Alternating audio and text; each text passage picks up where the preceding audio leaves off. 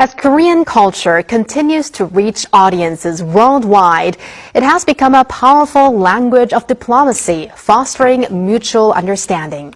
Today, we meet a figure at the heart of that shift, Ghana's ambassador to the Republic of Korea and the first Korean-born person to hold the post, Ambassador Kojo Choi. His unique journey reflects how the Korean wave has moved beyond cultural exchange toward deeper trust and connection. Let's hear how Korean culture is viewed from Ghana and explore the future of cultural diplomacy together. Ambassador Kojo Choi, thank you very much for joining us on the program. Welcome. Hello, Ambassador. Thank you for having me. All right, Ambassador Choi, you returned to Korea and you are now the ambassador of Ghana to Korea. So that alone is fascinating. So you describe yourself as Ghanaian Korean. Tell us a little bit more about what that identity means to you. When I'm asked questions to describe myself in the best manner, I tell them I was born in Korea, but I was brought up in Ghana. But actually has more meaning to that. We normally see when something is made, someone say it is made in somewhere but designed somewhere else. I was born there, so I was born here. So the principles and the foundation comes from Korea. But I was actually built and designed and molded in Ghana. So more of values and those aspects of software is more of Ghana. Very interesting how you put that. And Ambassador Choi, so since late last year, you've been serving as Ghana's top envoy to Korea. So when you first took on this role, what emotions or thoughts came to mind? This job requires me to be more of institutional than personal. So I looked more into the perspective of the nation Ghana. Personally, just to mention a bit, it was a call of duty, responsibility. But beyond that, I looked at the nation Ghana, how far the nation, my nation, has come in embracing the international and globalization. You know, the acceptance to the diversity and inclusion. So I was very proud that this has come from Ghana. Excellent. And how exactly did you come to become appointed as the Ghana ambassador? I guess my introduction speaks for itself in a manner. Somebody who has learned the culture, has lived the culture, who understands both cultures, of course both languages. Being able to have such personality as one's citizen becomes a very instrumental tool for that very country and fostering that diplomacy in very different fronts. So me becoming one, I believe, was a great and brilliant decision made by our president and the nation, our Ghanaian people actually are saying to that was a brilliant decision that the president has made. Excellent. And as Ghana's ambassador to Korea, what do you think is the most important mission for you to give out as a message? For every ambassador, the mission is very clear. There's no personal opinion of mine. Every entire opinion is of my nation, Ghana, and that of the president. And the reason why president sent me here is clear. We want the best relationship between the two countries, Ghana and Korea. Now looking at it closely, Ghana and Korea is positioned very, very well.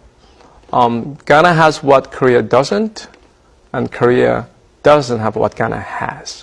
So when you have two entities that are complementarily positioned, I believe that gives you the best partnership.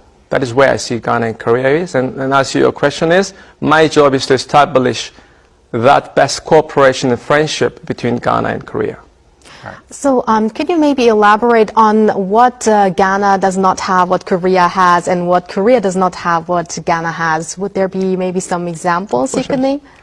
Looking at how Korea developed from nowhere after the war, Korea has vast experience of industrialization, technology, plenty of patents that Korea has, which hasn't even yet been introduced commercially. Yet Korea doesn't have the resources. So Korea is always looking at the best places where they could source the best raw materials. Ghana, on the other side, we also don't want to basically export the raw materials in a form. We're looking at ways of adding values, being able to have that processed into more meaningful products. From the discussion that I've said, Ghana has a lot of resources. Ghana is rated as the #1 producer of gold in Africa. It has so many resources. You can look at from A to Z of resources, Ghana has. So looking at that partnership of one's needs, mutually beneficial position is very much agreeably found if we look into it. I guess there's room for even more exchange from here on. And now let's dive a little deeper into culture, because that's what we talk about on our show most of the time. So do you feel that the Korean wave has gone beyond cultural consumption to actually have a positive impact on the economic and diplomatic ties between Korea and Ghana? Most certainly. I believe that culture is only acquired when you live it. But K-culture has become so strong in a manner that through the music and drama and food, Korea culture has proven that it actually has more power than just someone who has to live to learn it. So in Ghana, the K-drama is very popular. If you now turn on any television channels in Ghana, you get to see all the trendy Korean dramas. Wow. And of course, the food that we get to see on television, the home appliances you get to see on televisions, and it become part of our lives. And of course, when you walk around and they look at me without knowing that unless I'm a Ghanaian, but believing that I'm 100% Korean by citizenship, everybody becomes so nice and kind because they want to actually now experience the Korean culture. I hope you'll ask me about Ghanaian culture too. Oh, yes, we are. Actually, Walter is going to. I'm going to. I'm going to switch it up a little bit. Actually, basically the opposite question. Now, among Ghana's traditional culture, or creative content as well, what kind of elements do you think might resonate with the Korean audience? Surprisingly, Ghana shares so much common in cultural aspects.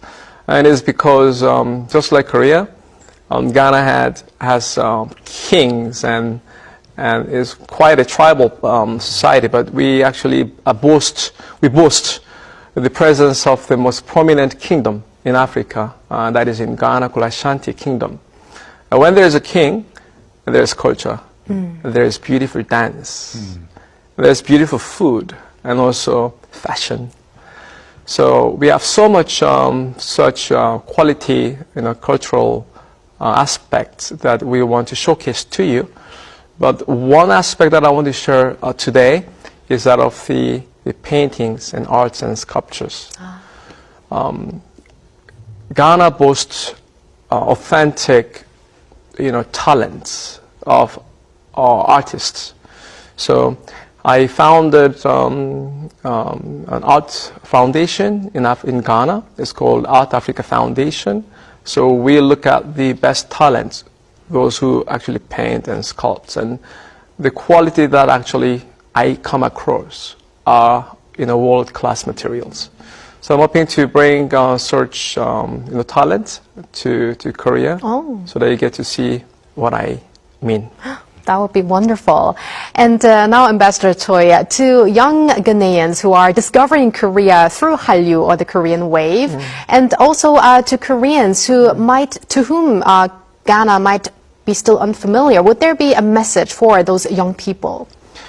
So we are talking about the young people of Koreans and young people of Ghanaians. The best is for you to experience what you have seen.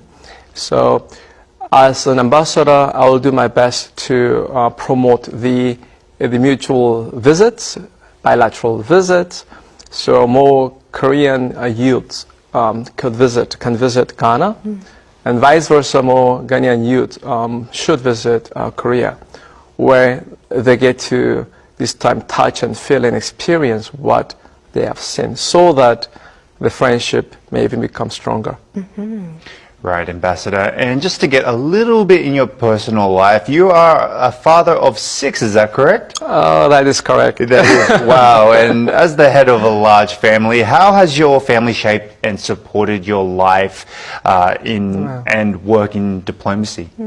Well, as family, you mentioned, the responsibility that I have as the father of 6, that is a big responsibility for me to be good and do good and show them the exemplary life as a father. So of course it has shaped me as a family side of it. And you ask on the diplomacy side of it, even my children don't even listen to me.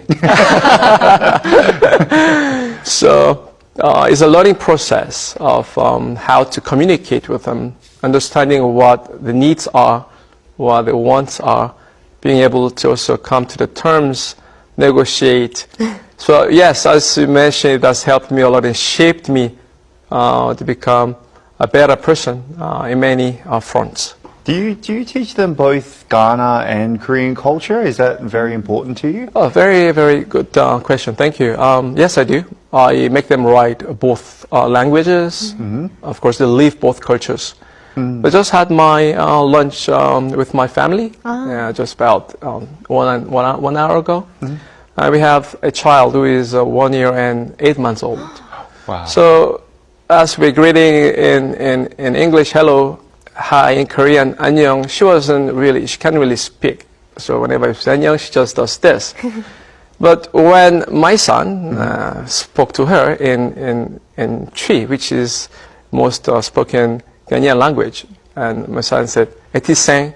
Surprisingly, she said, "Eye," which is a perfect response. So clearly, you can see we are in Korea.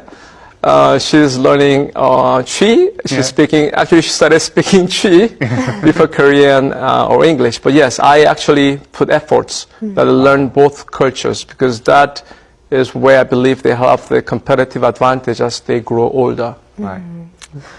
That's wonderful, Ambassador Choi. And now, before we let you go, finally, Arirang TV celebrates its 30th anniversary this year. So would you have maybe some words of encouragement for the network, and especially because Arirang TV is also doing a big role in spreading Korean culture to the world?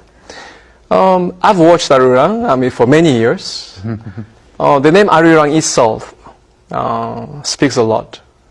So again, it's a culture. I understand the culture.